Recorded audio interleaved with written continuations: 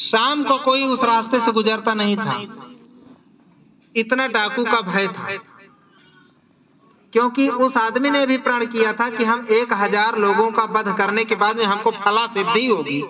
वो सिद्धि प्राप्त करने के लिए, वो सिद्धि हासिल करने के लिए लोगों का वध करके अंगुली उसकी काट लेता और अपनी माला में उसको सजा लेता।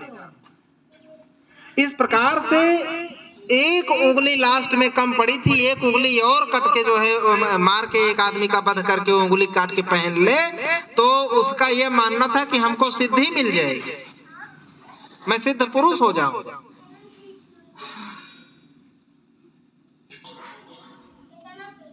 तो गौतम बुद्ध को जब ये बात पता चली कि उस आदमी की वजह से पूरा समाज भयभीत है, तो गौतम बुद्ध चल पड़े उसको समझाने के लिए, उसको सुधारने के लिए। लेकिन जनता उनको जाने नहीं दे रही। तथागत उसको समझा बुझा करके रोकते हैं और निकल पड़ते हैं उस मार्ग पर और जाते हैं। तो अंगुलीमाल से जो संवाद होता है गौतम बुद्ध का, जो संवाद होता है, जो चर्चा होती है, उसकी वजह से अंगुलीमाल एकदम सुधर गया। तथागत गौतम बुद्ध ने अपने विचारों से उसके बुरे विचारों को पूरी तरह से धो डाला। अब उसके विचार शुद्ध हो गए। अब उसके सामने अंधेरा छा गया और वो बोला कि भगवान, अब हमारे सामने अंधकार है, हम क्या करें? आप हमारा उचित मार्गदर्शन करें। क्या मैं भी नेक आदमी बन सकता हूं? तो गौतम बुद्ध ने उसको भिक्षु बनाया, प्रव्रजित किया।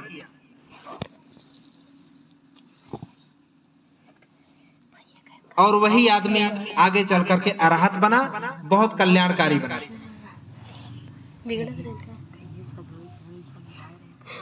तो गौतम बुद्ध अपने जमाने में जितने भी बुरे किस्म के लोग थे उन सभी को सुधार देते थे और सुधार करके अच्छा आदमी बना देते थे और वो कल्याणकारी व्यक्ति बन जाता था। तो एक मार्ग ये भी है।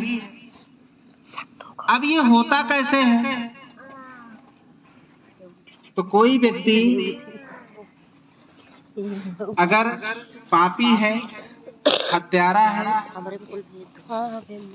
चोर है, तो वो चोर या हत्यारा इसलिए है कि उसका विचार, उसके बुरे विचारों ने उसको ये बनाया है। जैसे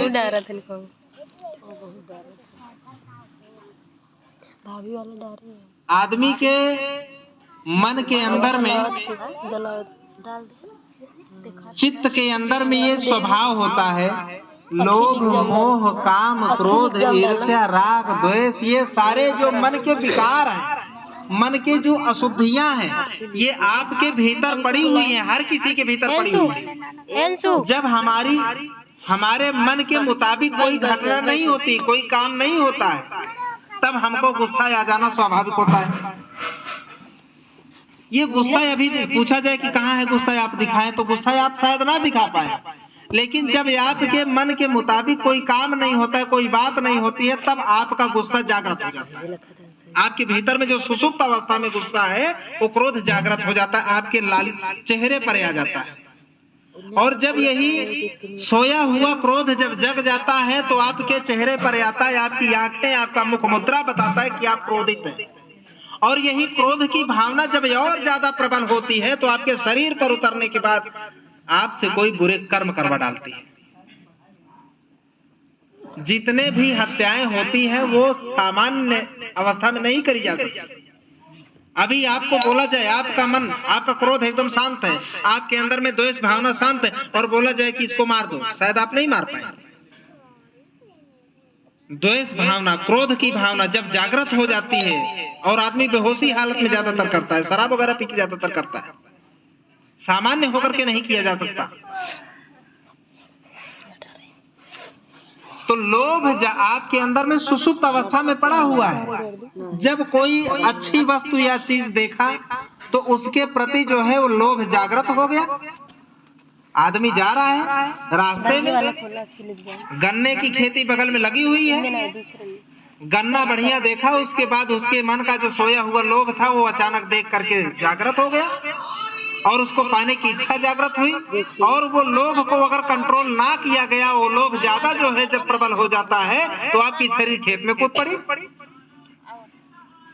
इसका ऐसी तमाम प्रकार की घटनाएं हैं, तमाम प्रकार के ऐसे जो है आपके मन में विकार हैं,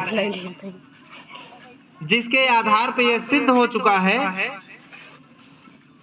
कि ये शरीर एक चीज है, मन दूसरी चीज है। शरीर केवल मात्र नौकर है, मालिक मन होता है। मन के द्वारा आपका शरीर संचालित है, जैसा जैसा आपका मन कहता है वैसा शरीर करती है।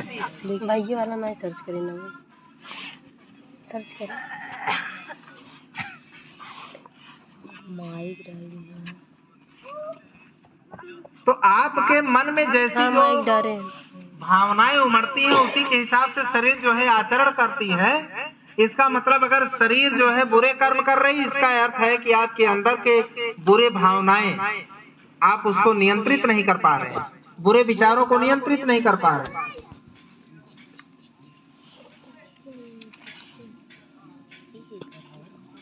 दादा धीरज अभी बुरे विचार, ये जो आपके अंदर में विकार है मन के, ये विकार आपको प्रेरित करते हैं अच्छे या बुरे कामों के लिए। विकार फिलहाल बुरे कामों के लिए ही प्रेरित करता है। तो विकारों का दमन करना होगा, अच्छे विचारों को संग्रहण करना होगा आपको अपने भीतर।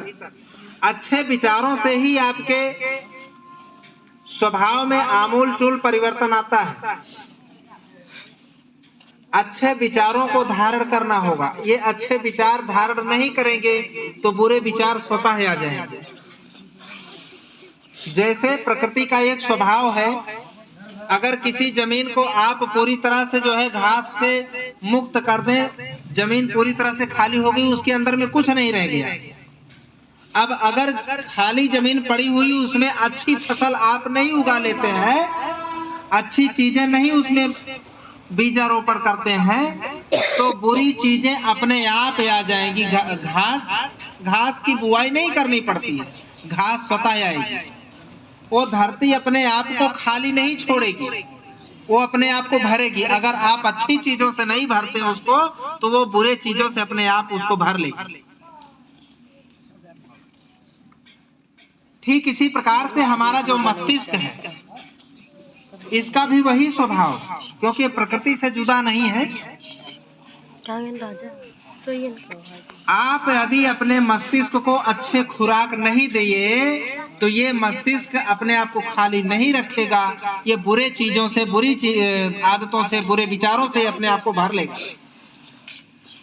यदि आपको अपने जीवन में कामयाब बनना है, यदि आपको जीवन में अच्छे व्यक्ति बनना है, तो आपको बुरे विचारों से अपने मन को भरने के बजाय, अपने चित्त को भरने के बजाय अच्छे विचारों से आपको पोषित करना होगा। तब जाकर के आपका आचरण बेहतर होगा। सामने से बहुत अच्छी है भाभी ना, अच्छी बात है भाभी। अभी जैसे गौतम बुद्ध बुरे विचार वाले लोगों को सुधार दिए, तो ये अच्छे विचार वाला व्यक्ति ही बुरे विचारों वाले के व्यक्ति को सुधार सकता है। ये एक प्रैक्टिकल के माध्यम से मैं आपको समझाता हूं। जैसे कीचड़ को कीचड़ से नहीं धुला जा सकता, वैसे ही बुरा व्यक्ति बुरे व्यक्ति को अच्छा नहीं बना सकता।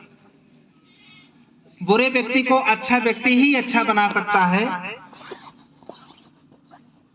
उसी प्रकार से जैसे कि स्वच्छ जल ही कीचड़ को धो सकती है,